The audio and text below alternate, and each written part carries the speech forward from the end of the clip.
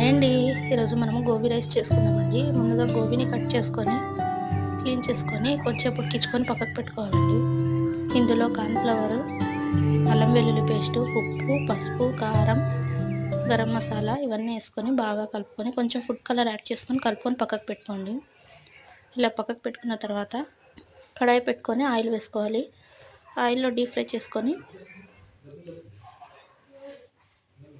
ఇవన్నీ తీసుకొని ప్లేట్లో సర్వ్ చేసుకోవాలండి. ఎల్లిపాయి, ఉల్లిగడ్డలు, పచ్చిమిర్చి, కరివేపాకుని సన్నగా కట్ చేసుకొని ఇందులో వేసుకోవాలి.